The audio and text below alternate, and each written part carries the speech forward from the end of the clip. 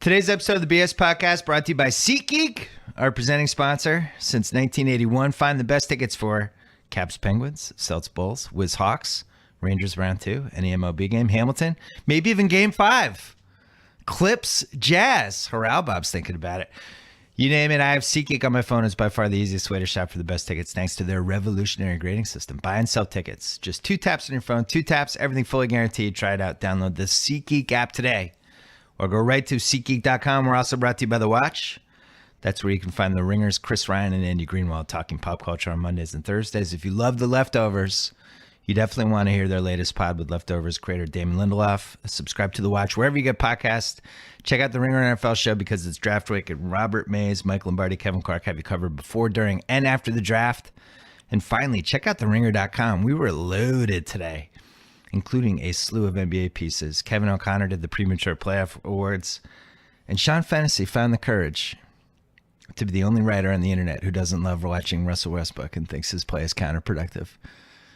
And it is the most, we're going to talk about to Haralba about this in a second, the most polarizing topic dating back to 2011 when we had Grantland in 6 years.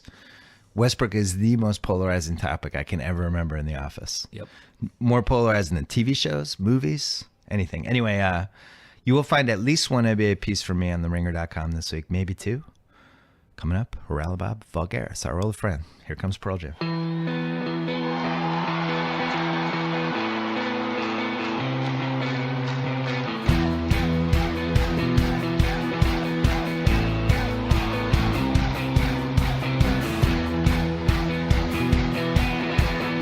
Well, the people are asking for it.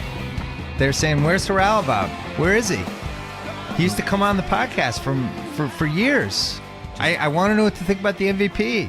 I want to know who's going to win the NBA playoffs. And he was MIA. Now he's here. Haralabob Vulgaris, one of our favorites. Yep, How are you? I'm good. Good. Who did you have, just out of curiosity, for MVP? You had Kawhi, correct? Yeah, I had Kawhi. That's a tough one. I'm pretty happy with it, I think. I mean, not that I have a vote, but if I did have a vote, I usually don't really pay much attention to MVP. I think it's kind of a, first of all, I don't really understand. Careful, it's the highlight of my life, voting for it every year. I love voting for MVP. Yeah, usually I don't really pay much attention, but because this year was so interesting, I thought there's so many different ways you could go with it, and there's so many different arguments. I mean, you could argue 1 to 4. I don't think there's ever been an MVP where you could do 1 to 3, let alone 1 to 4. Yeah. I mean, you probably could make. There's been a couple, just not this century. Sure. There hasn't been a 4-person race like this since I've been following. Yeah, since you've been into it. Yeah, for sure. So I went Kawhi. I think people discount his defense. People discount how efficient he is on offense. Just having to, he's the only player who has to defend the other team's best option on offense, usually. Now, there's lots of arguments you could make against Kawhi, like he rests, doesn't play that many minutes, plays on a really good team. But yeah, I went Kawhi. You were on the Kawhi train a couple years before it became Super cool. Early. Yeah, like 2013 you were into it. But even earlier. Your models and stuff, because you were gambling on the NBA for years and years, your models always favored two-way players, right? A little bit? Yeah, I don't know if they favor two-way players. They just realize how important a two-way player is.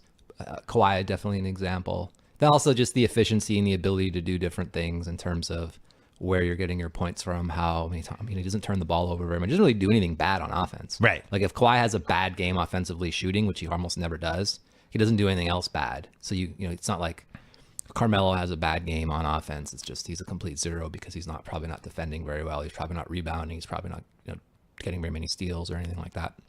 Kawhi does all that. Another guy that we were probably pretty far ahead on was Paul George, I think, is another example of that. Paul George was someone that I liked for a long time before he became really, really good. He's outstanding. And now he's overrated. No, he's definitely overrated. No way. You're like, I'm he's not so a fan. There's like he's so inconsistent. Paul George is so inconsistent. It's like, I mean, the year that he came back from breaking his leg in 2. Yeah, that's true. I mean, that is the one case for Paul George. He did break his leg in half. Yeah, I mean, that was the most horrific. That was a pretty horrific incident. And then he comes back from that early, which people didn't think he'd come back when he did, and he did come back. And yeah, okay, he wasn't great when he came back, as good as he was before, but he's performed in the playoffs every year. He's a great player. He was great in the second time they played Miami. Yeah. The first year, basically he was Granger's protege. Right. And then the second year, Granger was out, and he stepped up in a way that I don't think anyone was prepared for. But you were prepared. You were on the bandwagon early. They played the Knicks that playoff series, and the Knicks were pretty big favorite. Yeah, they were like 55-win team. Yeah, 70% favorite to win that series, I think, something like that, roughly. And it was just a joke. I thought that was the biggest joke ever. Yeah. I think the Pacers beat them 4-2 and beat them handily. I remember you and I were emailing during that stretch, and you were delighted. Like once or twice a year, there would be a situation like that where the public team. Sure. And the Knicks are like the perfect skewed. Public team because it's Right. New York and everyone thinks they're so good. And Yeah. people still think they're good. Like this year, they're Derrick Rose is talking about them being a super team. Right. Now That gives you an idea of how skewed Well, the he did make the perception playoffs. He was at Game 4 yesterday wearing a jogging suit with his kid and sitting is. courtside. French fries. Yeah, I saw that. My one gripe with Paul George, and I think you saw it in this Cavs series, even though he had to do a lot, I don't know if he's a high volume offensive player. I think if he's your second best player, that's great. But I don't think he has the ceiling that Jimmy Butler has. Jimmy Butler, I mean, we're going to talk about how Fred Hoiberg ran him into the ground yesterday, but Jimmy Butler, you can run the whole offense through him. And I feel like there's a level he can get to that Paul George is basically just a 40% shooter who, especially in the last 5 minutes, I feel like I can stop Paul George. Whereas Jimmy Butler, I feel like he can do more things. Sure, that's possible. I mean, I definitely going into this year and maybe even during the year, if I was asked who I liked better, Paul George or Jimmy Butler, I would say Paul George easily. Really? But I've been That's flipped rethinking now? it in the playoffs a little bit. I don't know. I mean, I might have underestimated Jimmy Butler a little on offense. The interesting about Jimmy Butler is he doesn't look like he's nearly as tall as Paul George because he's not as Yeah. long. But they're not that different in height. I mean, there's like an inch or two between the two of them in height. And Jimmy's got that hairdo that gives him a few more inches too. Right. Very smart. It's a good Dr. J in the That might be why ABA. He his was height is- 6'11". But that Yeah. might be why his height is, now that I think about it, that might be why there's only a couple, because they might have measured up a little bit. Yeah. But possibly, I mean, I think a lot of it has to do with just, I mean, I think Paul George has a lot more upside if he's in the right situation. I think Yeah. like Jimmy Butler's playing probably about as good as he's playing. He's probably not going to play any better. And it's not like Paul George is a young player and he's going to improve a lot. But his situation might improve. yeah, his Like if situation. you put him on the Celtics with Isaiah being able to carry the offensive load Isaiah can carry, and then Paul George doesn't have to totally worry about that and can kind of fit in, I think he would be really good. Maybe, yeah. I think also just he doesn't. I think since his injury, or he's not really a big foul drawer. He doesn't really drive a lot. Like he complains how he never gets any foul calls. But he also takes a lot of mid-range jumpers and he takes a lot of fadeaways. Yeah, and shots like that, you're not going to get. Unless you're not going to get a foul call on that or shooting foul on that. So that's something where maybe the right situation or the right offense or the right coach could maybe bring that out of him, possibly. He's the guy I look at when I look at Jaylen Brown, who I've had a roller coaster ride with this year, who I loved. I was all in, and then he hit the Ricky wall, and now he can't even play in this playoff series. But if you look at his stats, same situation as George, came out early, super athletic, kind of thrown into the water. Yeah. His stats offensively are basically the same as Paul George rookie year. If you look at their per 36, it's like almost exact. Interesting. And defensively, I think he has a chance to have the same kind of upside. Maybe Paul's, maybe going to be a little bit stronger. I don't know how Jalen's body is going to go. Sure. But Paul George wasn't Paul George for a couple years there. It really wasn't until Granger went down when he got through into the fire. And I wonder, that's why it's so hard for me to judge this Jaylen Brown pick, because they're such a good team. Especially with rookies, if they don't have it, what do you do? Like they're trying to get the 1 seed.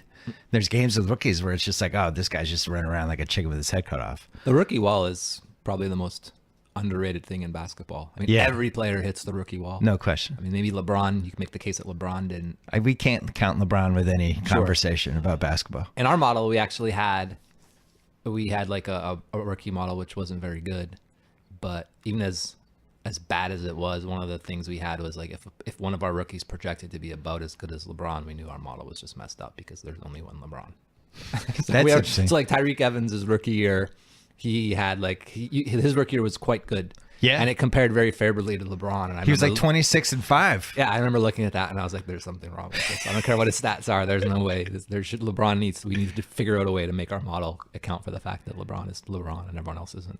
The models that the public uses, I think the biggest flaw with them is they don't account for durability and minutes. Yeah. You know, like you'll see somebody like, oh, but his PRs were JaVale McGee has 48 PRs. Well, he's playing 13 minutes a game. Yeah, you can't extend that stuff out. I mean, that's the one thing but you know, within that, you'll find some players who are playing just a few minutes a game who are quite good, and then they're giving the opportunity when they're given. But so you kind of have, that's why you can't just be a model whore. You have to like actually watch the games and and sometimes bench guys are some common sense. Yeah, bench guys sometimes are really good in little 7-minute spurts. Other guys are better when they play 35 minutes. Yeah. And it's hard for them to just play 2 7-minute spurts and that's all they do. Sure. You know, especially some shooters. Do you feel like the internet has caught up to some of the intelligence you had 5 years ago? Oh yeah, for sure. I would think so. Feels like the last 2 years, especially. Like I never even knew what the hell offensive rating was. I just didn't understand it. And now, you know, I wrote my NBA book in like 2009. I didn't have the benefit of really any of these advanced stats. And even I had a whole section about how overrated Oscar's triple-double was because of the pace. And I just had to use like field goal attempts. Look at all these field goal attempts that year. And now it's like we can really cut it down. It's funny though, looking at those offensive ratings, which I think is a little bit of a better indicator than PER. Yeah. But like if you go back in history, it's pretty good.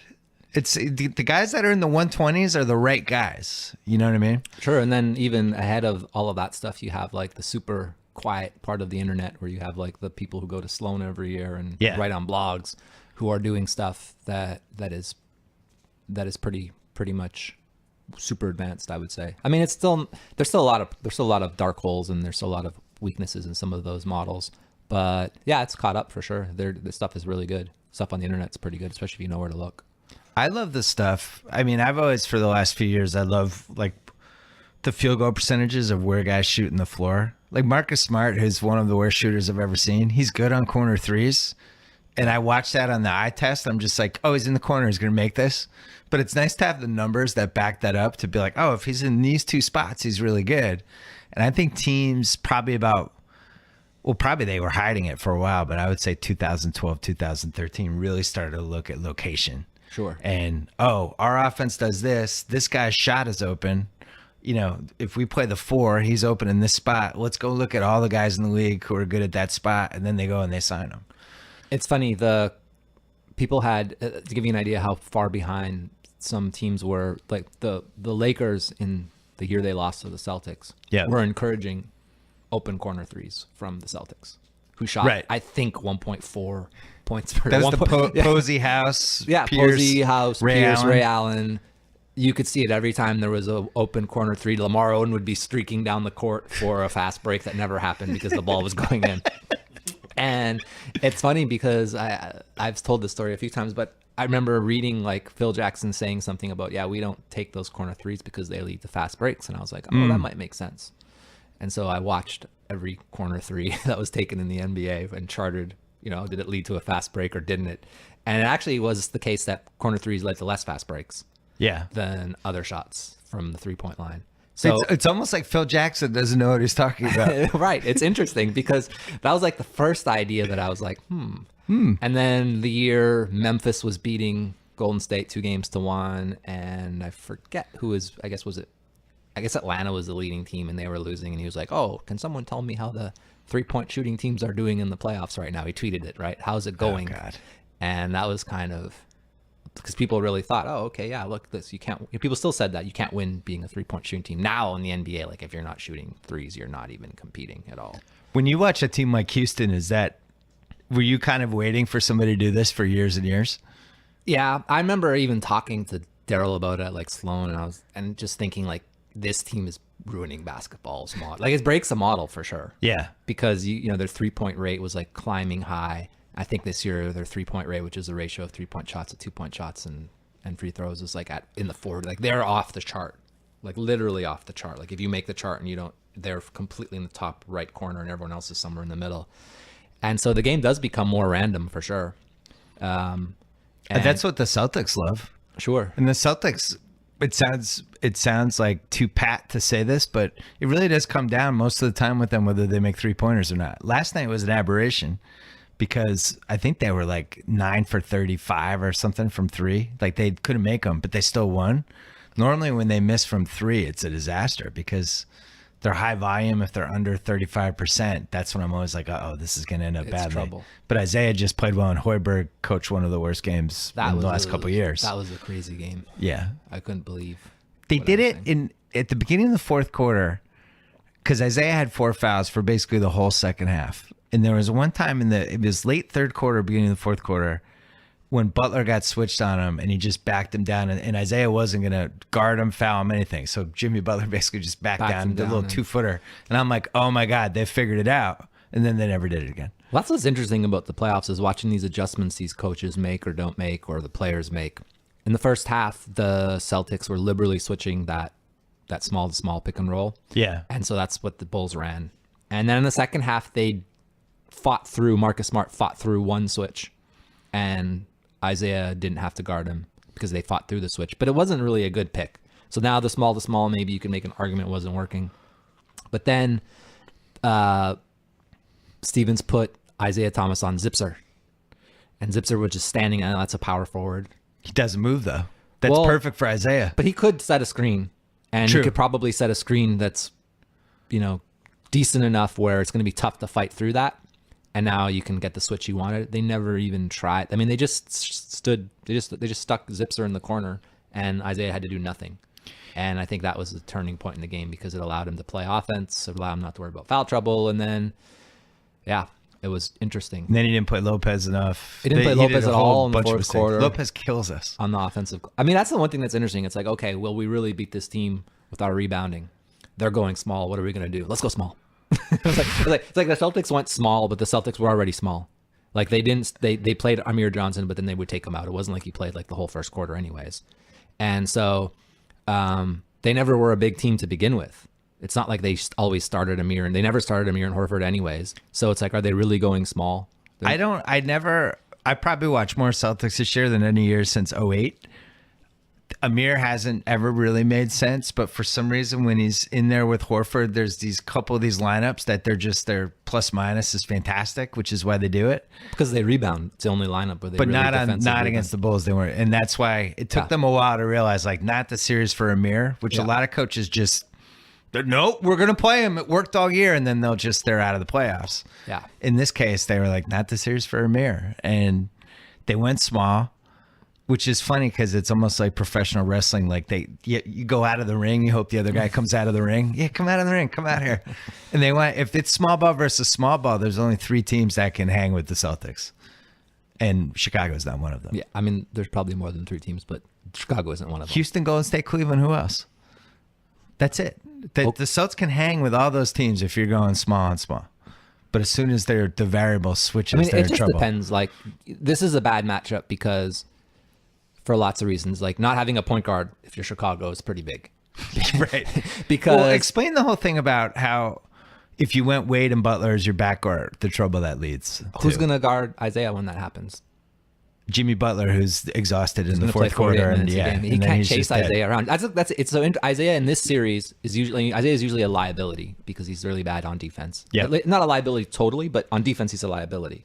But because they have no point guards, they have to play Isaiah Cannon to guard him. And now Isaiah Cannon on offense is, he might have a good game, but he's probably not going to have a great offensive game. He's not a good offensive player. He turns the ball over a lot, doesn't shoot. I got excited every time he took a shot. Yeah. Please keep shooting Isaiah Cannon. And I'm sure they got excited when he didn't turn it over. Like yeah. He got a shot off. That's good. Because he's not up to that level at this point. First of all, he's not a primary ball handling point guard. He's not a point guard. He's been a shooting guard most of his NBA career when he's played. He's always been a guy off the ball, not with the ball. So that's the reason why. Now, could Wade guard? Could you ask Wade to guard Jimmy or Isaiah Thomas for a little bit and maybe give Jimmy Butler a little bit of a break? He didn't sign up for that. Probably not. So what do you do? Wade didn't even sign up to help them out yesterday in Game 4 for some reason. Where was he? Yeah. It's not like he's done. Like this is not somebody who should be at the end of his career. I can't believe that he couldn't have a bigger game than that. He might be battling something. I'm not sure. Maybe. He might have had a lot of attrition. I watched the Houston Oklahoma City game yesterday, and it looked to me like Harden was like on drugs or something. I was like, what's wrong with Harden? Right. But then after the game, he said he hurt his ankle. He hurt his ankle in game 3, and that's why he was. So you just never really know unless the player says there's something. Because Harden was terrible for the entire game. He was awful. Not just terrible, but it looked like he didn't want to play. And it makes sense if he had an ankle injury because he not that he didn't want to play, it's just he was hurting. He was laboring. They used him almost as a decoy.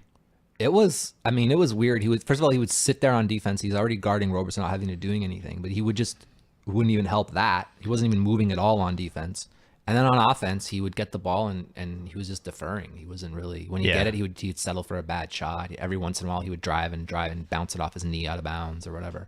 I saw what you said on Twitter about you think that it's indisputable Houston has a better supporting cast. And I actually agree with you, but you want to dispute the indisputable.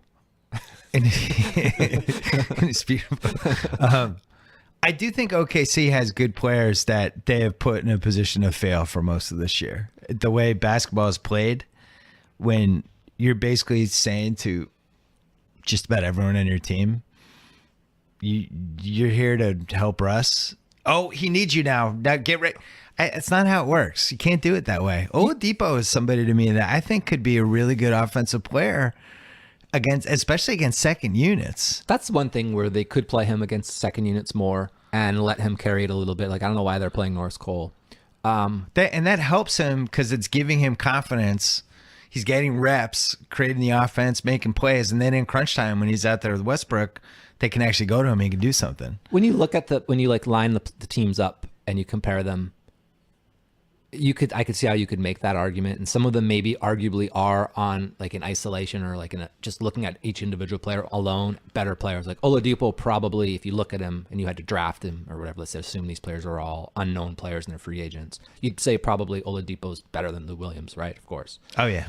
But Lou Williams does one thing really well, and that's score baskets and draw fouls and get fouls. And in a team concept, and just not even a team concept, they're just better basketball players in this day and age because look, that Houston team is like the biggest jabroni team ever. I mean, all they do is shoot threes and draw those like chintzy fouls where they're like coming off a screen. But that works in today's game. You can't play basketball. Like Ryan Anderson has had a terrible playoff series, but him being 2 or 3 feet behind the 3-point line and still being a threat, that's a valuable offensive commodity. Couldn't Doug McDermott do that for the Thunder though? You're just not going to respect him as much. I don't think he's not as good a 3-point shooter as Ryan Anderson. You mean Ryan Anderson on open three? Like I did a thing where I just compared like open 3-point shots, right? Yeah. So players wide open on three. This isn't a proxy for who's a better basketball player, but it is a proxy for who's a better 3-point shooter. Right. And it is a good proxy for who's a better offensive player. I mean, I think the best player shooting threes for Oklahoma City was Oladipo, and he was like sub 30, I forget, but 33, 32%. Houston had guys that were in the 40s. I mean, 3 of them. Yeah, and in today's basketball game, that's a skill that makes you a better basketball player. It creates more lanes for your other players. You get 3 points when it goes in. It's better. Hold this thought. I want to keep talking about that series. I want to talk about Texture really quick. How do we keep this podcast fresh? I read a ton of stuff every day, including a bunch of magazines on the Texture app. Texture gives me access to hundreds of magazines like The Atlantic, New York Magazine, The New Yorker, and SI all in one place on my tablet or phone. With daily recommendations, interactive features, videos, and more, the Texture app makes it easy to find and enjoy the articles I want to read. It's even searchable, so you can mark what you like, check out back issues, or view bonus content. No wonder it was selected as one of Apple's top 2016 iPad apps. I read just about everything on my iPad. Do you read stuff on your iPad? No. I love reading on my iPad. Texture has been a godsend. Maybe now I will. Normally Texture, $9.99 a month for access to over 200 magazines, but if you sign up right now at texture.com/BS, you get a 14-day free trial. What's better than that? Why subscribe to a couple of mags when you can subscribe to all of them? Start your free trial. Download the Texture app. Go to texture.com/BS for your 14-day free trial. Who did you think was going to win Oklahoma City versus Houston heading into the series? Houston. Yeah. I thought Oklahoma City could make some adjustments and cause them some difficulty. Rebounding and defense, right? Yeah. Rebounding, defense, and Russ could have won this series, I feel like. Sure. And every game, there's been some close games. It's not, that's the thing about a 7-game series, anything can happen. But I did think if I had to guess which team would win the series, I would say Houston. What was the biggest surprise in round one for you? Not even like who's winning, but just like something you didn't expect with. I didn't expect the Bulls to have that much success with Rondo in the first 2 games. like versus Boston. I didn't see that coming. And I was there for game one. I can tell you nobody saw it coming. I didn't really think. It's not like I sat there and like really studied the series and was like, oh, what am I going to do with this series? But after it was while it was happening, I was kind of like, oh yeah, this is kind of surprising. That's really I'm not a huge. I'm actually a pretty big Rondo. You know, I'm not a big Rondo fan at all. That's putting it mildly. But he played really well for them in the first 2 games. Yeah, and it's kind of disappointing that he got injured because I think it would have made that series like a lot more interesting. I wasn't disappointed at all. No, it didn't seem that way. He definitely knew where all the plays were going. And I will say, though, now that you watch Isaiah in game 4, looked like Isaiah again. How many times during the season did he just rip losses and turn them into wins? Yeah, that's game 1. The game 4 Isaiah in game 1, they win game 1. You know, because he did that over and over again this season. That's another thing. It's like this poor guy is playing under an unrealistic amount of stress. And yesterday heartache. was the first day where he looked like the guy I watched all season. I just don't understand how he was even able to play. Like I get that it's a release and so, but it just must have been so difficult. I've never lost anyone in my life like yet. I'm pretty like none of my siblings, none of my, so I can't imagine. I've never been to a game where a guy cried in the pregame intros and then played. I mean, think about how much emotion you have to then just get thrown out. You're in a playoff basketball game. And I definitely think it affected him. And it has to have, yeah. And, you know, I think yesterday was the first day there was a little light at the end of the tunnel for him looking like him. Yeah. The other thing was Smart was just horrendous the whole series. And then in the second half, started doing all that Marcus Smart, how do you even measure this guy with analytics stuff? Like he just does things, you know, and most of the time you're terrified. It's like, no, he's a no, yes guy. There's no question. He'll do a dumb foul every once in a while. He'll do a dumb pass. He'll lose his but then he has these moments where he's just there, in the right spots. By the way, those are the guys that measure well in analytics. Really? How come? It's like the Battier thing. Like it's the guys who do the things that don't get measured in the box score. Yeah. You know, they set good screens. They fight through screens. They switch when they're supposed to. They help. They retreat back to their defender. It's just that stuff measures in because the other team scores less when they're on the court. Maybe his team scores a little bit more efficiently. So that type of stuff does measure well. So he's the new Battier, is what you're saying? No, I'm just saying. Is he a Sloan Conference panel? No, not at all. But I'm just saying that those guys, they don't. If you have a guy who does well, your team performs well with them when he's on the court, but they don't really show up in the box score. There's analytics that kind of show that, and Battier was like the leader for that. Who's the leader now? I don't know. I'd have to think about it, I suppose. There's a couple different guys that are pretty good. Someone like Beverly probably measures pretty well just because he defends the other team's point guards and he does really well against Curry. There's guys that measure well and that analytics loves even more than like Chris Paul. That he measures really, really good with the eye test with basic box score statistics, and then when the analytics takes a look at him, he's even better. Chris Paul is the triple crown of that. He's eye test. Yeah. He's regular metrics and he's advanced metrics. Sure. He's all three. Yeah, LeBron, there's the really great players measure well in both, and then there's players who are kind of underrated. I told you, I don't count LeBron for any of these discussions. Yeah, me neither. Yeah. So he's a robot sent from the future to destroy us. What about Westbrook? Where did your analytics have? He's probably the most confusing player that we've ever tried to measure with this stuff. I mean, there's no basis in history, at least in modern statistics, since the play-by-play data became available for a player with that high of a usage. Yeah.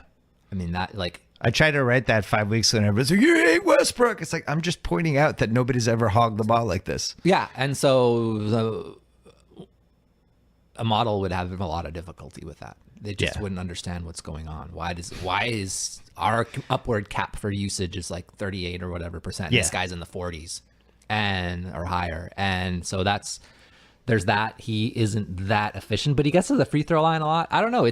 Our model doesn't think a lot of him. I don't think defensively, especially I would guess this year he didn't do too well in the model. Yeah, probably not. I mean, I don't know. He's like you said, he's very polarizing. I love watching him play. Me too. But I'm not sure I would want him on my team if I was if I had a team. I don't know. I'm not saying I wouldn't. I'm just saying I'm not sure that I would. That's the crux of the Westbrook issue. Everyone's like, love watching him play, respect what he does. Would you want to play with him? No, Right. never. I wouldn't. But if I you- love watching him. So But if you because look he's at not his on my guys, team. the guys on his team seem to love him. So it's interesting. Like, so It's like obviously- Stockholm syndrome, though. That's what happened with Kobe. I don't know. In 2010, Kobe's teammates were like, "Kobe's a great guy. I really like him." Like, it was like they'd been brainwashed. I don't know, man. When that game against Orlando, when No, it is true. They're in his corner. they really do love playing for him. It's interesting. It's like a cult over there, though. I feel like a little bit. Oklahoma City. yeah, maybe. A lot of young players. They always go for the young. Yeah. Ilyasova, they had to trade. He's too old. He's on to us. We got to trade him for another impressionable young guy. Yeah, possibly. I don't know. I think Westbrook's incredible. And I also think that if somebody's going to have the ball that much, it's impossible for them to win a playoff series. I just don't. There's literally not one example in the history of basketball that this has led to real success. It doesn't work. You need 5 guys. But if you look at that team after they lost Durant, Yes. what path To would drop- have led to success? Like That's the thing. They couldn't. I don't know if this was the best way to do it, but it certainly is the most. I mean, you're not going to win a championship. You're probably not going to get to the conference finals anyways. And so your goal is to maximize seats, attention, whatever. This did it. It was very smart. If we forget that sometimes this is an entertainment product too. It's not just always all about winning. I mean, it is about winning, but there's going to be lots of years where you're just not going to be able to compete. Like if you're in the East, you're just basically waiting for LeBron to get traded to the West, or sign with a team in the West, or retire. Yeah. You're not going anywhere probably. So what do you do in the interim? Or frame him for a murder. You could do that. I You mean, could there's a do lot. that. There's There's some lots of nefarious possibilities. options you could do. frame him for a murder. Yeah, I mean, people always ask me these last couple months, like, where were the Celtics in the trade deadline? And first of all, Butler and George were not available because both of those teams are going to wait to see if the Lakers have a pick. I think they were available. I don't think that. I know for a fact Indy wasn't. I know for a fact that they went all in with a Godfather offer, and Bird wouldn't even call him back. Jimmy Butler, I think the You mean Bulls. Oh, okay. I see. The Indy just wasn't trading him. It wasn't happening in February. That's a mistake. I would be very surprised if he re-signed with Indy.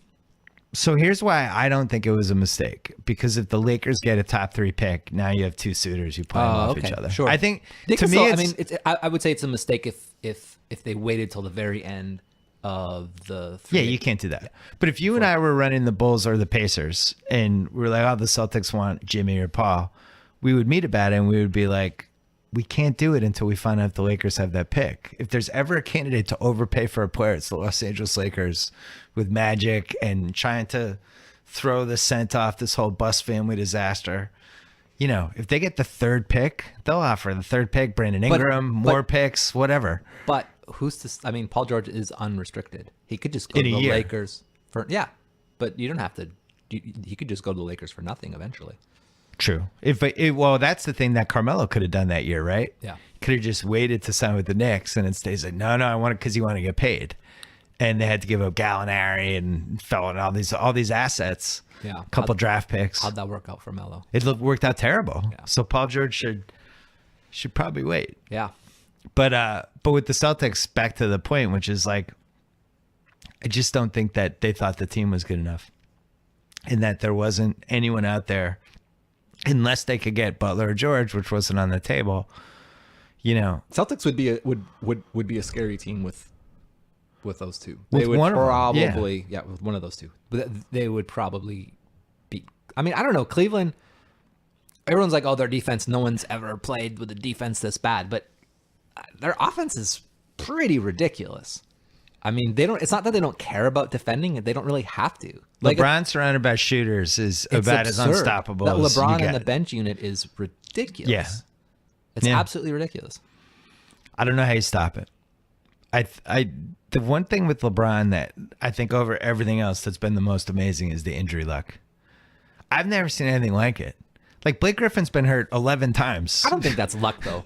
I don't think that's luck. I do Well, think there's. just one time roll an ankle or like just anything. Like it's But almost impossible. Well, I think his skill is he's also durable. That's a skill. He's the most durable player since Kareem. Sure. And Kareem, I mean, even Kareem broke his hand once punching Kent Benson. Like LeBron's never had an injury. He's never. He's never really missed significant time for anything. And in the playoffs, Which, like, even Bill Russell got hurt in the playoffs once. Like, LeBron's never had a playoff injury. Listen to you. You're capping for a LeBron No, injury. I'm not capping anything. I'm just pointing out how it's lucky is LeBron? He's never gotten injured. I'm just saying, A injury. murder. How about for a murder? It's like take it easy. I'm desperate. No, but it is like injury luck decides the title pretty much every year. Yeah, but there's some players who just always get injured and they're just like, oh man, how unlucky. It's like at some point. Yeah, I don't think Blake Griffin's unlucky anymore. Yeah, there's a durability issue with some players. Blake Griffin, Kevin O'Connor has the complete list, but it's like it's so long you can't read it. Who's the other player that I'm completely for injuries? Yeah, that I'm just that's always has a different injury and it's like, oh, he's injured again. It's an NBA. I just for some reason it'll come to me in a minute. On a playoff team? Just a player that ever is always a good player, but who's always getting injured. And Anthony Davis. Oh yeah, that's a good one. So like, that's do you a really fear. think Anthony Davis has just been super unlucky, or is he probably he's not all the way to what that guy had in that Bruce Willis comic book movie Unbreakable? He's not all the way there, but he's on that spectrum where he's going to be injury prone. I think some people just know how to avoid injury. Like even you see it as kids. Like there's certain kids like in my son's class who always had these little injuries. Yeah. My son's never been injured. He's like tumbling off couches and falling down the stair. Like he just doesn't get hurt. And I feel like LeBron is the greatest possible version of that. Yeah. LeBron, think of how many times he's crashed into people. And he's just one of the greatest athletes of all time. I would say he's in the top 5 ever in any sport. And it's also the type of thing where if you start getting a couple injuries, it exacerbates things because now you're favoring this knee, and you have problems with the other knee. So it just kind of snowballs. Plus the radiation. You imagine Anthony Davis is taking that MRI once every 2 games. Yeah, that's probably the biggest fear for him right now. Well, you've noticed, you've been to a couple Clipper games this year. Like you've noticed Blake athletically is not the same guy. I mean, now it doesn't matter anymore, but he used to jump over people. Now he's going under and around people. Well, he wrote that article where he's like, I'm not doing that anymore. I'm trying to prolong my career. I need to become a mid-range specialist. And it's just kind of like, okay, but your athleticism was what made you special. No, not even. I'm just saying, like, you're doing that. Sure, it's going to prolong your career, but you're not going to be as good a player as you used to be. That's right. That's not a good way to play basketball. Quick break to talk about Proper Cloth. ProperCloth.com. Every guy knows it's hard to find a dress shirt that fits. Maybe the collar's too tight, the sleeves are too long, the shirt's too loose. I have some good news. Ordering a custom fit shirt has never been easier thanks to Proper Cloth. Create a custom shirt size in seconds by just answering 10 easy questions, no measuring required. Tate, have you done this yet? Not yet. Okay. Way to go, Tate.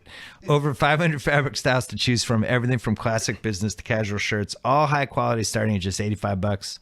Proper Cloth has hundreds of 5-star reviews on Google and Yelp. It's the highest rated custom shirt maker on Google. Who would have the most 5-star reviews on Yelp in the NBA? Probably LeBron. Yeah. Maybe. A lot of Westbrook, and then there would be like the Westbrook counter crew would be putting 1-star reviews to try Then to. there'd be the guys who write reviews, just like they'll have like 1,500 reviews, and they're reviewing the most ridiculous. They'd be like talking about Kawhi's defense. Those guys. Find out why GQ calls Proper Cloth their favorite online custom shirt maker. Go to their easy to use website, make a custom profile, order from your phone. By the way, Proper Cloth guarantees a perfect fit. Remakes are free. The Proper Cloth team makes it super easy to do. Stop wearing shirts that don't fit. Look your best. Go to propercloth.com/BS. Enter gift code BS and save $20 on your first shirt. Clippers. Blake Griffin. This is year 6. Blake, Chris, DeAndre have all been on the same team now for 6 years. Back in the day, early on, we used to blame Vinny Del Negro. You and I especially. Be like, what is this guy? Yeah. Come on. What's going on here? I remember there was one time when Michael Smith predicted their play coming out of a timeout. That happens, though. No, but he was just like, here's what they're going to do. And I'm like, this is a terrible sign that Michael Smith knows their play coming out of the timeout. Yeah. So then he leaves and Doc comes in, who you and I had always been a little suspicious about as a game coach, but respected. Yeah, of course. Better than Vinny. It all crests in 2015, the Houston series. Were you at that game? When they blew the 25-point lead or whatever that was? I went to every game that's not that one. I missed, that was game 6, was it? Game 5 or game 6 or whatever. They lost the next game. It was game 5, yeah, and they lost game 6 and game 7. Yeah, no, I didn't go to that game. And then last year, all hell breaks loose. Now this year, it's kind of the last stand. Blake gets hurt, he's out, and now it looks like, what would you do? What would you do if you're running the Clippers? Do you run this back for year 7? Yeah. Do you pay Blake $28 million a year next year or whatever he's going to get? I mean, you could say the thing that's interesting is like, what do you do if you're every team that's not Golden State? Because they have the NBA they've got, that's it. They're the team that's probably only going to be the team that wins championships. So what would I do? I don't know. I think that the model of coach and president of basketball operations is a terrible model. I think guys, I would like to agree. I think that you need someone who is able to study just other players and the draft and strategy and all those other things, and you can't be doing that and coaching an NBA The Celtics have 2 GMs basically. Sure. Not to mention a whole staff underneath them. Yeah. And Doc for 2 years tried to do both jobs, coach and GM, which is just a suicide mission. And I don't think it's not the same talent. The ability to coach and be a leader of men and drawing up plays, etc., is not the same talent as putting together a roster. Well, Phil Jackson, it worked out though. Yeah. Oh wait, no, it didn't work out at all. Right. So, what do? I don't know. I probably would have wanted to trade Blake a couple years ago. Last year was the year when Denver was ready to give up whatever to get him, to get a superstar. And they probably could have gotten Jokic and Gallinari Don't you and Will think they Barton. could have traded him to Oklahoma City at some point for someone? I think the Celtics would have jumped at him big time last year. I think For they would have those given picks, up both yeah. Brooklyn picks. And it just shows you how hard it is to be a power forward in the NBA who plays his style. Yeah. He's not someone who crashes a lot underneath the basket, and he doesn't stretch it all the way out to the 3-point line. So you're just sitting in that 0.7, 0.8 points per shot range of those long twos that he likes to take. And then DeAndre is there too, and he's clogging at least it part up. of the lane. That's bad. So it's unless he develops a terrific. It's just sad because he is a ridiculous. I mean, he's a great ball handler. He's a great playmaker. They can play fast. He's a spectacular talent. He's just in an era that makes him less valuable, I think. Well, I always wonder, like, this Westbrook Durant thing and how it played out, where clearly both guys needed their own situation. I wonder if that's the case with Blake and Chris. And let's say they trade Blake to, I guess Blake's going to opt out. And I don't know, I forget how they changed the sign and trade rules, so I might not be right on this.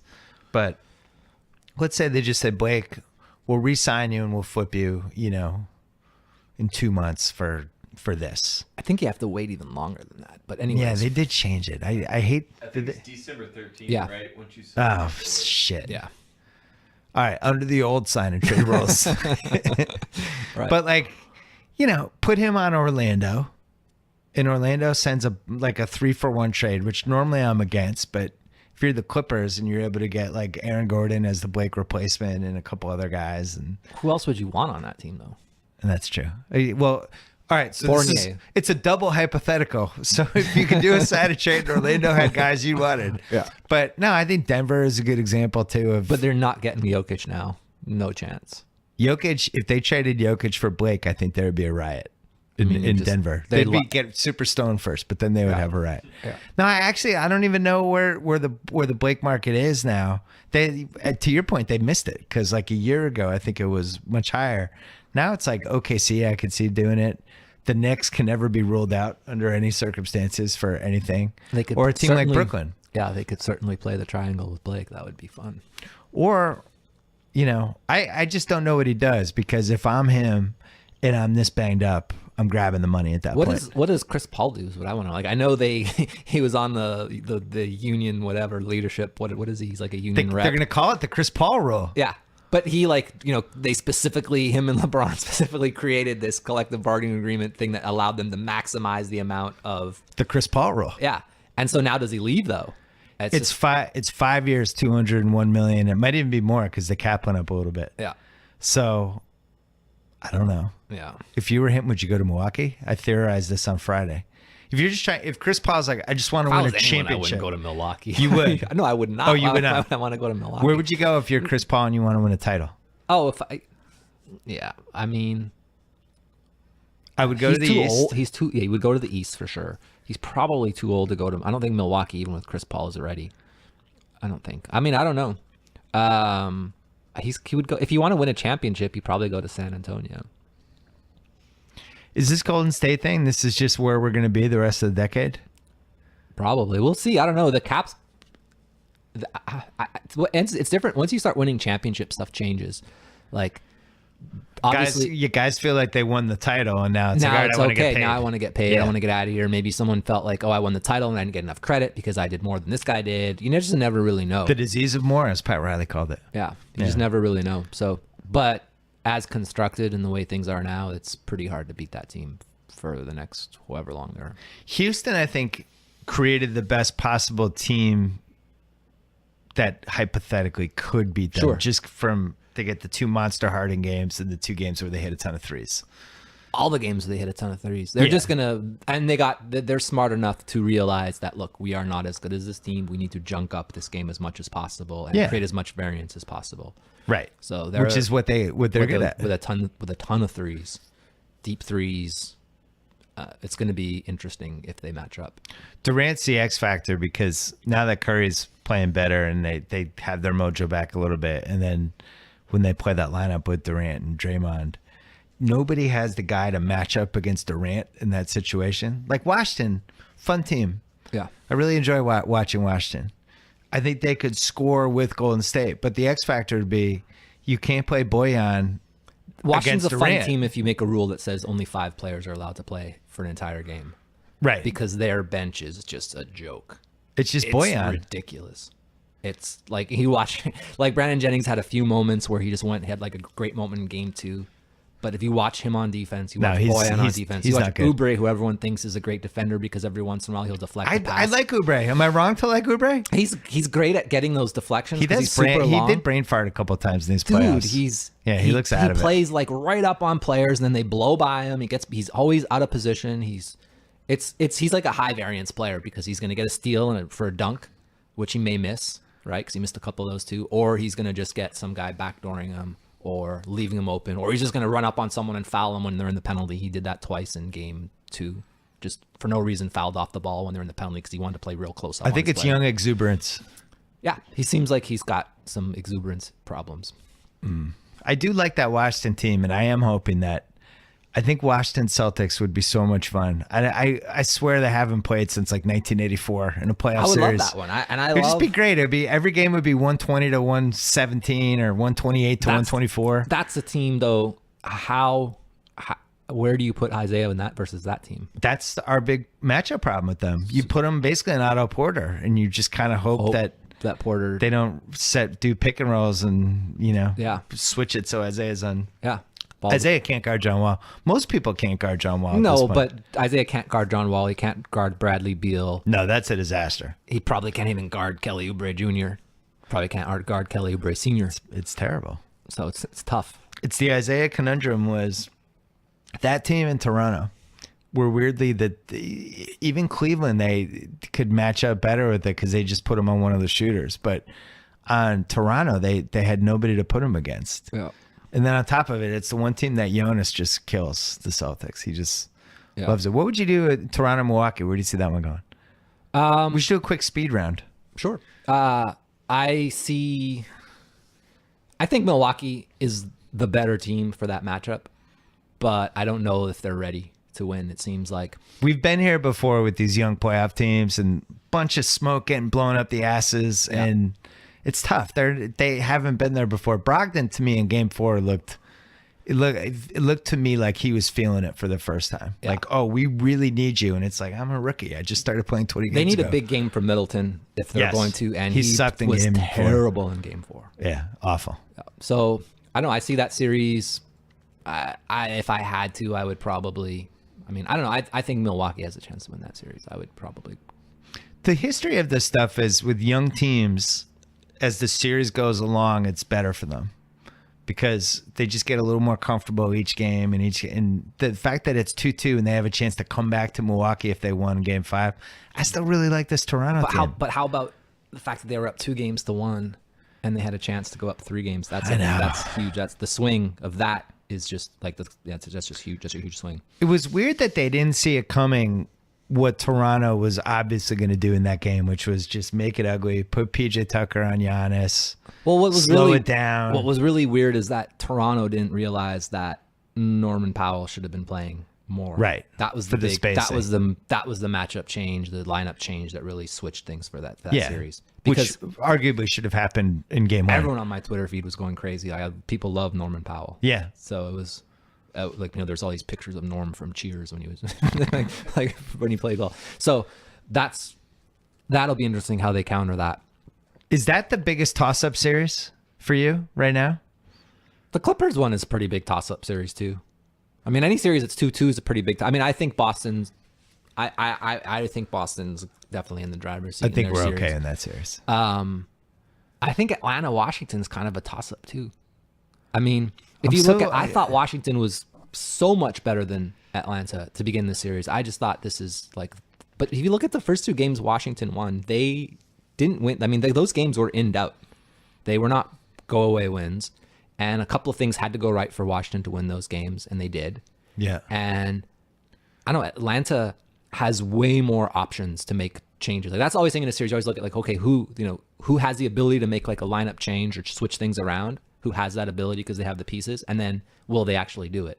And Toronto fits that mode too. Yeah. A lot of weird they flexibility. could do some different things, Yeah. and they might find something that works. Some of it's just random. They're just plugging in different things and it just happened to work. Oh, wow, look how good this is working. Yeah. But what move does Washington have other than just playing better? I mean, they have no depth whatsoever. If they have to play as fast as possible with Wall in transition, and they have to hope that, if Atlanta plays Dwight Howard less, crashes the boards less, plays better on offense. Play Dwight Howard less is a good playoff recipe. Yeah.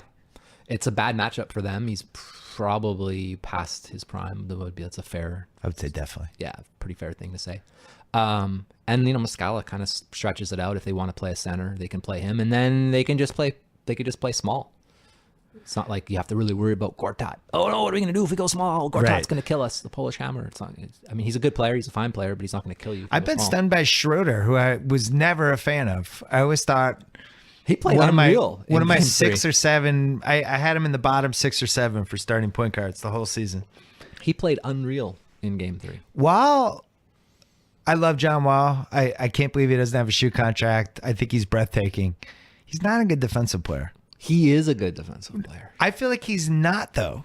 I feel like he has the tools to be a good defensive player, but I don't see it. Like, to me, Schroeder shouldn't be just lighting them up like this. That's It's a bit John of Wall's it's- got to take that on himself and be gotta like, I got to adjust- stop him. They've got to adjust their scheme a little bit and make it so that he's primarily guarding him when they run pick and roll, because that's what's killing it. It's not, they're not ISOing and just or posting him No. up. It's pick and roll. You need to make an adjustment. The guy got to come over. Now the ball swings and it comes back to him. So it's hard because anytime you have a lot of that's a difference between Westbrook and other players, right? Westbrook in pick and roll, you can pack the paint in because there's no shooters, right? But Atlanta, they've got the floor spread out a lot more, and so it creates those lanes, and that's like that's a big difference that people don't really account for. Tonight is two. Tonight it could be 2-2. Tonight it could be 2-2. He's got to win that. He's got to win that matchup. Got to crush that matchup. They played so That's their bad biggest in game 3. advantage. That was like it's some of these teams that show up and just play so bad. It's just so interesting to me in the playoffs. It's usually an afternoon game, and and you just looking like, what is going on? I think those early afternoon playoff games almost are unbettable. They're It's tough. like They're tough you just to don't know watch. what the fuck's gonna happen. Yeah, they're tough to watch. You don't know if the guys have been out the night before. Sometimes they've played 36 hours before the game and they're tired from that, or you just don't know. There was a game 7 or a game 5 where Rudy Gay was at the Fantasy Factory dunking off trampolines till 2 or 3 in the morning the night before. He was like literally the night before, and the game was a noon Pacific start. Okay. And I was just like, Rudy, you play tomorrow, bro. Yeah, right. What are you doing? And then I remember just watching. He was terrible. I remember watching. I was like, dude, what are you doing? Why are you jumping off of trampolines into foam ball? Like he was literally jumping off of trampolines, dunking for everyone at the Fantasy Factory till 2 or 3 in the morning. Might not have been that late. It was pretty late though. The other thing with NBA players is they're on this body clock schedule where, they're trying to peak it from 7:30 to 10 at night. They eat dinner afterwards. It's just They're different. usually up to like 3:34 in the morning. So you throw that random It's just different. 12:30 or It's just, and it's 2 like o'clock the, East and Coast it's the time. It's playoffs, brutal. too, and it's just like it's you never know. Do one more for Quicken Loans. When it comes down to the massive decision of choosing a mortgage lender, it's important to work with someone you can trust who has your best interests in mind. With Rocket Mortgage, you'll get a transparent online process that gives you the confidence to make an informed decision. Don't waste time searching through stacks of paperwork. With Rocket Mortgage, you can securely share your financial info to get a mortgage approval within minutes.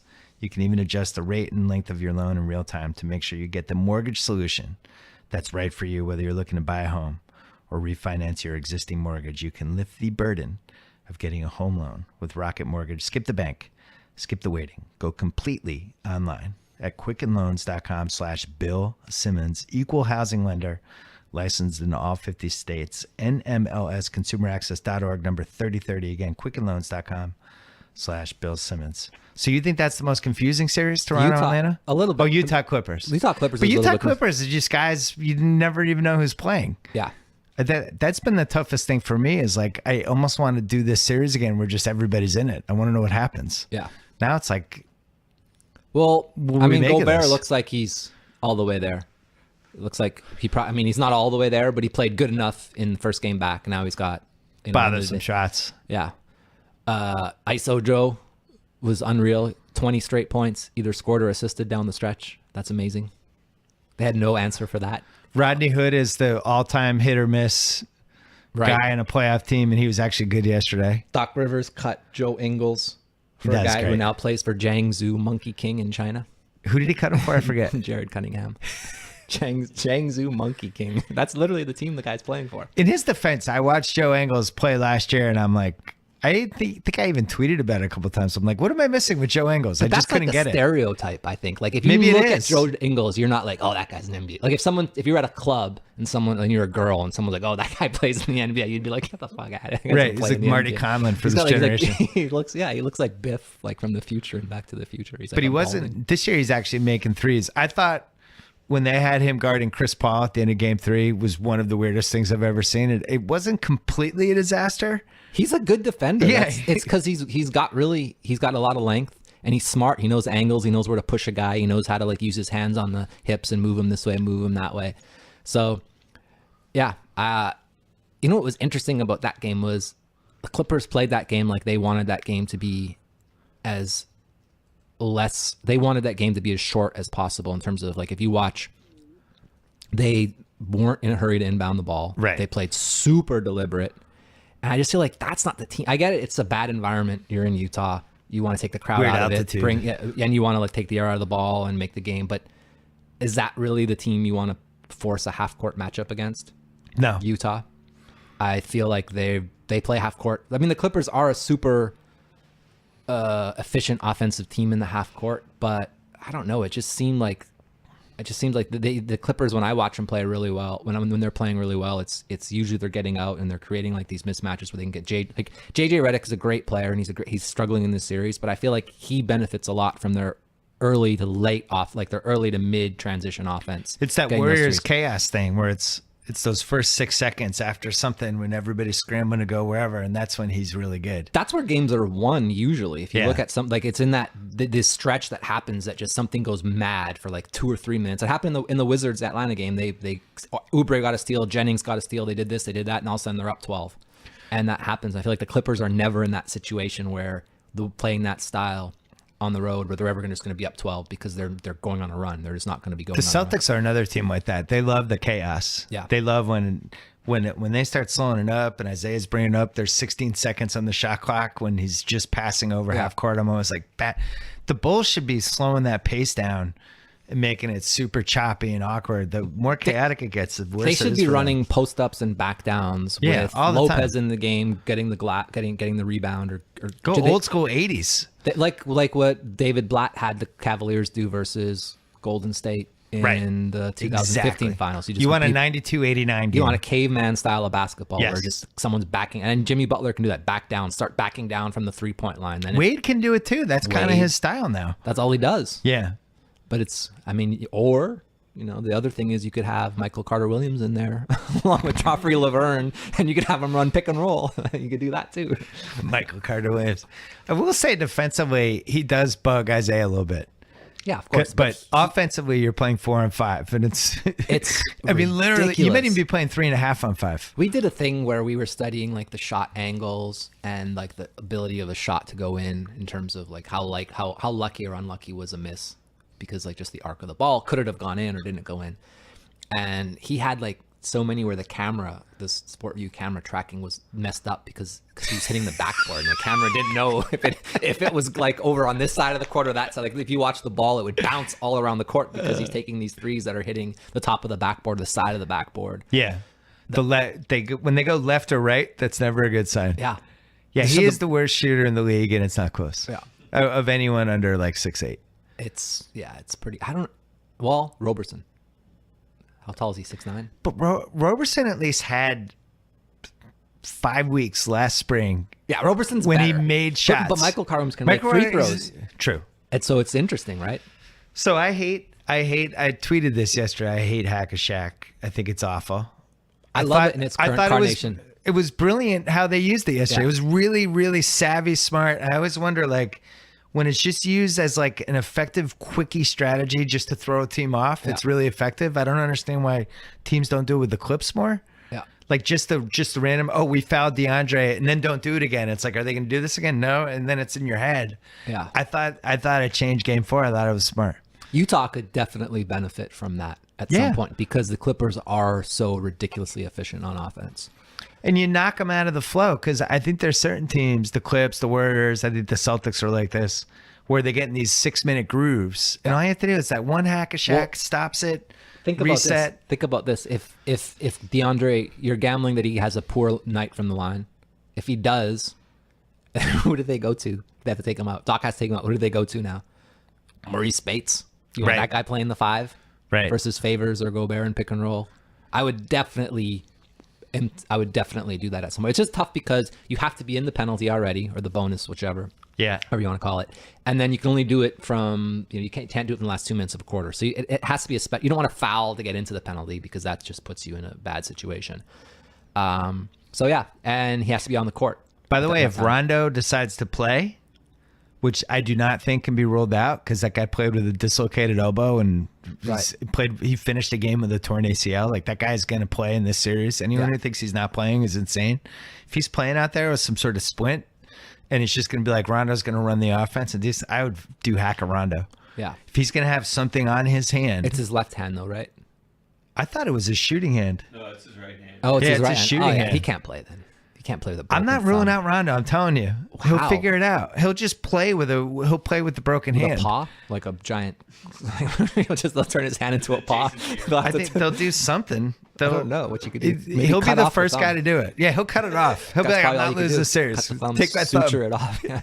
But if he does play, if they don't do hack a Rondo, that's insane. If he does play, they'll probably hack him. Yeah, I don't think he's gonna. He might play. I don't know. You might be right. Golden State, next round, playing the winner of this Clips Utah series. I haven't heard a lot of people talking about this. I don't think it'll happen. 16-0 is not inconceivable to me. It's not inconceivable. No, it's not inconceivable either. The thing is that when they turn, they're as good defensively as they are offensively. People don't realize that.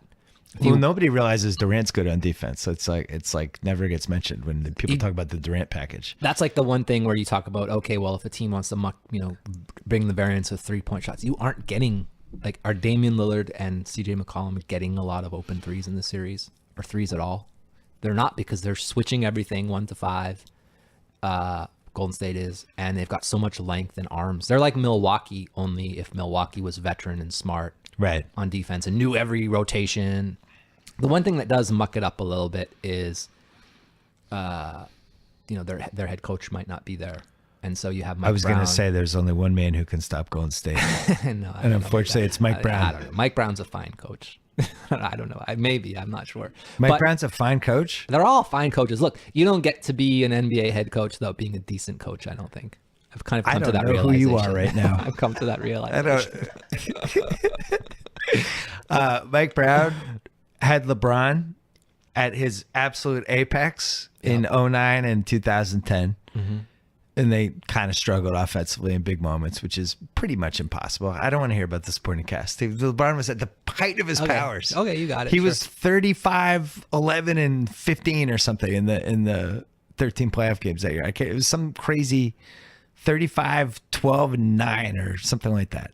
Yeah, there's only so much a coach can do, though. I know. mean, look at we're talking about Doc Rivers, and now how he's not doing a good job, but they won a title with him, so it's a lot of it is just the guys around you and finding something that works and sticking. I don't think Doc's doing a bad job. I think from what I've seen the last couple of years, the biggest mistake is that they never tried small ball with Blake at the 5. Yeah, just the whole league was going that way, and never staggering. He's done so many things that people have thought are horrible. Like staggering minutes, playing all bench units. That was like, remember the days when you and I were going crazy that Scott Brooks would take Westbrook and Durant out at the same time? It still remains one of the most inexplicable. Dude, they ran like a 5-man bench unit in game 1 and game 2, and it was a total like their starters were up like 24 and 28 points in the first 2 games, something like that, and then they rolled out Brandon Jennings. Right. Kelly Oubre Jr., Bojan Bogdanovic. He doesn't get it. Thomas Satoransky. Like, I can't remember who the other guy was. Just play Waller-Beal. Just keep Waller-Beal out there. But You're he good. also had Wall out there with I don't know. It's tough, though, because they don't have anything. They don't have any depth. That Washington team doesn't really have any depth. So and then Wall's playing so fast, I don't think he can play more than 38 minutes a game. True. He's actually one of the few guys in the history of me watching the NBA where I actually fear for their safety sometimes. Did you see that the dunk that he had? Yeah, that was the most behind the back lefty. Ridiculous, and the speed of it. That's the thing. The speed was just so. That was breathtaking. Him, Westbrook, and Derrick Rose are the 3 guys from this decade where you're just like, oh my god. Yeah. Giannis is as fast, but it doesn't seem like he's as fast. It's like an optical illusion, and the steps are so long that it's slow. It looks like it's going slower than it actually is, whereas Wall looks like it's going faster than it actually. It just looks so fast. Does Giannis win an MVP in the next 5 years? Probably. Does he win an MVP before Anthony Davis? Yeah. I don't know. I would say that the chance of Anthony Davis going an entire year without being injured, and it has to be considered skeptically. It's tough. Yeah. I hope he. I mean, but it just seems like I don't know what they could do. What did your model think when they traded for Boogie Cousins and put him and Davis on the same team?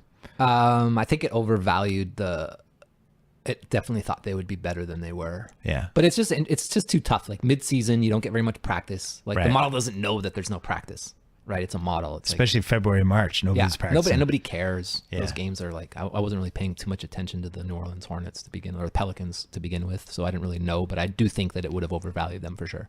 They kind of turned it on for a stretch there, played really good for a couple games, and they just started resting everyone because they were trying to tank for a draft pick. I don't really care who wins Milwaukee and Toronto. I should care. I'm Canadian, but I'm kind of rooting for Milwaukee. Right. Yeah, I was going to say, I don't care. Like, I don't have a betting interest in it or anything. Giannis versus LeBron would be just thrilling for me. Yeah.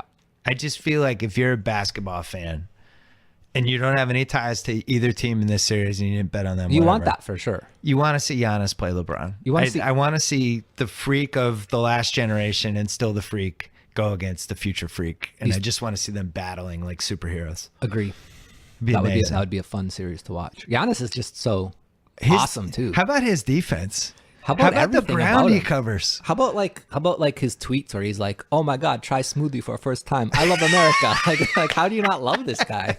It's amazing. Him and his brother selling like watches and stuff like that on the street in Athens is like homeless. Basically not homeless, but like trying to earn a living for their. Right. I mean, it's just he was homeless for a little while. It's amazing to me. We did that draft, Jalen and I, 2013. And he was the one guy we just couldn't figure out. Like, you know, the foreign guys, you're just watching YouTube clips, basically. Exactly. We're watching YouTube clips of him, and it looked like he was playing against ninth graders in some gym in the YMCA. And Jalen's like, how old are those guys? And I'm like, I don't know. I don't even know if they're 18. Yeah. And especially we just when you're playing, like, in a league that's not, like, when you're playing in, like, the Greek league, or you're playing here, or you're playing there again, like you said. Like, it's one thing, like, there's that Luka, I don't know what his last name is. Luka. Yeah. Doncic. That guy. That guy's playing in Real Madrid He's already. 17. Yeah. He might be the guy. The guy, yeah. He's a high school junior playing on Real Madrid against like the best players in Europe. Yeah. So against that, you can but then his stats aren't very good. But Right. because you have to look at, okay, he's 17. But like you said, how do you measure That was this the stuff? Rubio 2008 Olympics thing. He's like 17 or 18 playing in the Olympics. But If Rubio had a jump shot, he would be top 3-point guard in the league, top 4-point guard. Nick should have traded for him 100%. for Rose's experiment. But so we're watching those Giannis clips. Sorry. Yeah. And we thought the gym was small because the ground you get to step, and we're just looking at the gym going, is that like a smaller gym? Do they have smart? We couldn't figure it out. And then it turns out, no, he's just a like, giant. he took these giant steps. And then after they drafted him, he grew 2 inches. In his rookie year, he grew like 2 or 3 inches or something like that. There's a little bit of a revisionist history now with that draft. It's interesting. Like the Celtic fans get salty. I've made jokes about it, like, oh, we took Olynyk over Giannis. Yeah. But doing that draft, we were all surprised Schroeder didn't go ahead of him. Like Schroeder was Schroeder, the Gobert, Giannis, there were all these different foreign guys. And Schroeder was the guy that we were like, oh, we could see him going 13, 14, 15. But see those, I don't know. I just feel like if you have a philosophy on drafting, like look at all of the really shocking draft picks in the history of like the last 10, 15 years. There haven't been like 6'3" point guards or 6'2" point guards. None of those guys shock you. It's the guys like Giannis, Jokic, Gobert. Like I feel like the teams that get it take Marc gambles. Gasol. Yeah, take gambles on big players because that's your biggest upside. And those are the players that take DeAndre Jordan. Those are the players that take the longest to develop. And for every case like that, you have another case of like a guy like Larry Sanders who was good but then didn't have his head on right. Or you have guys like, I can't really think of any, but got big guys who just never. Machine to beat. Yeah, you have Ashim to beat, right? But he was a number 2. Like I'm talking about taking like in the late rounds. Flyers. Yeah, just you taking a flyer. Exactly. It's funny though. I've asked people about Jokic because like the Celtics had throwaway picks that they could have taken Jokic, and everybody who scouted him that year was just like, there was no way to see this coming. He was just this fat pudgy kid. It didn't seem like he cared that much about basketball. How do you know? Nurkic is another example because he, as a player playing last year or this year, excuse me, he looked like he couldn't play either when he was playing for. And every team had scouting meetings like, all right, let's talk about Nurkic. He's available. Should we go get him? And then Portland gets him and he just goes off. Portland got a first round pick and Nurkic. Yeah. That's how low his value was. Yeah. And who I mean, I certainly didn't predict that type of, I mean, he just made that offense roll. I think the one thing we've learned over the years with trades that end up being steals is you really have to look at if the guy is just in the wrong situation. Yeah, of course. And it's something we just don't do enough. You know, Nurkic and Jokic could not play together. They picked Jokic. Now you have this guy who's available at this declining price. That's a pretty good gamble. I didn't want the Celtics to trade for Nurkic. I was like, he can't. I was just judging from what I saw. Yeah. But I think we've seen that over and over again. There's certain guys. State of mind of the player at the time, attitude, work ethic, that stuff that you can't really get from on court. And you Here's ask the flip a lot side. of questions. I really like the Cameron Payne trade the Bulls made because Gibson's leaving anyway. I'm like, Cameron Payne, that's a classic bad situation guy. He's on Westbrook's team. He never has the ball, and then he goes to the Bulls and he stinks. Well, So does he that's stink, the though? flip side of it. I don't know. He might. Is he better than Isaiah Cannon? Isaiah Cannon and Michael Carter Williams are playing over him in a playoff series. But does that mean that he's worse, or does it mean that the coach doesn't think he's good enough? Good point. You know, we don't know. I don't know. We'll know after game 5 because I'm sure he's going to play 38 minutes. Yeah, probably. So do you think the Warriors can go 16-0 or no? The Houston variance probably screws it up one of those games. That and the coaching and the I mean, if they play Cleveland, Cleveland's going to take a game probably from them too. I don't think they go. I mean, I think they have a chance. They have a better chance than any other team to go 16-0 that I can remember. Aside from the Lakers went 15-1 that one year when they lost to. Yeah, the 0-1 overtime. Lakers came freaking close. Yeah. OT game 1 finals. And they was didn't the just only way win; it they didn't won happen. every game by a lot. That was like one of my greatest moments in.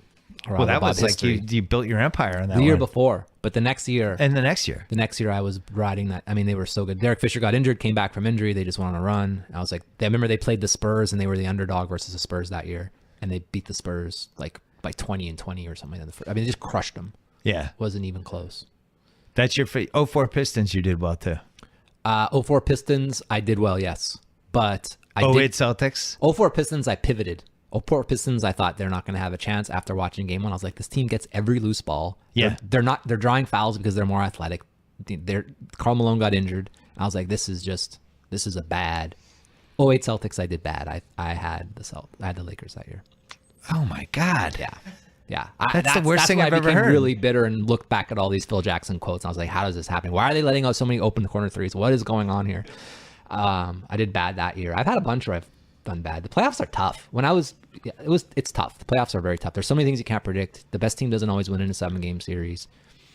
It's tough. I don't really do the series. I never really did series plays. I'd always just bet the individual games for the most part. So Sal and I made our big bet before the year, which was that Golden State would not win the title because we like the odds. It's just a death ship. Everyone on the ship is dead. It's just sailing across the ocean into the middle of nowhere. It has no chance. We'd have to have an injury at this point. Yeah, could happen though. The theory was you have Durant. I mean, who knows? New team, throwing new guys together. The history of it says it takes a year to figure out. Do we know how healthy Durant is though? I mean, he could play probably, but who knows what happens when he plays? This is a good point, and this is where we'll end. Because I think we've seen this with Kevin Love too. These guys come back from injuries and we're like, they're back, they're fine. And it's like a lot of times they're not fine. Yeah. And a lot of times it takes 3-4 weeks for them to kind of look like themselves again. I think we saw that with Kevin Love. I think he came back from a knee injury and he just wasn't the same for a while. Now he's starting to bang bodies and starting to look like Kevin Love again. But I still wonder. I don't understand the Darren Williams thing. I just don't understand it. The guy arguably looks as good as he's looked in like 5 years. This was somebody I thought was on his way out of the league. He had some games for Dallas where he played really well. If you watched him, I just think he doesn't have to do a lot. Doesn't have to start, and in little bursts like that, like his thing is a durability, like being able to play for an entire game. Right, he's perfect for 19 minutes. It's perfect. That was I thought that was a waste of time to sign that guy. I was completely wrong. No, I thought that he would do okay for them. Yeah. I'd watched him play a little bit this year, and I was like, he's probably not going to play 30 minutes a game, but he can play in stretches. They have, first of all, one of the most fun playoff teams we've ever had. They can come back from any lead. They can blow any lead. Oh, yeah. You can never turn the Cavs off. And then you get J.R. Smith too. Yeah, you get. You get one of the 3 best players ever, and Kyrie, who can put up 50 in any playoff game, even though he never does, but it's always looming. Yeah. And Kevin Love can always be weird, but they could be down 26. You're like, I'm not turning it off. They could score 140 points in a game this year, in a regulation game in the playoffs. Yeah, we could. But what'll be interesting in the finals, if it's Cavs Warriors. Do they want to do they won't. They're going to slow it down and go the other way. It'd have to be. It would have had to have been versus Indiana, I think, probably. Because they're not going to do it against Milwaukee or Toronto. So that's, you know, they do it against Celtics or that Washington? Game, a team where if they played the Celtics, it could be that type of game. I think it could be for Washington, too. Why? Because Washington's going to turn on the Jets and go and... I'm not sure. It's always tough to know what the teams will do and what their strategy is. But yeah, they're just all good offensively. Austin Rivers is back for Game 5. Here we go. All right. That changes everything. It actually does help them. I voted for him for second team all defense. He's a good. Thank you. He fouls. He's a good defensive player. But he's a good defensive player because he fouls all the time. He learned from Chris Paul, the master. Chris Paul commits 20 fouls a game. Yeah, no, he is.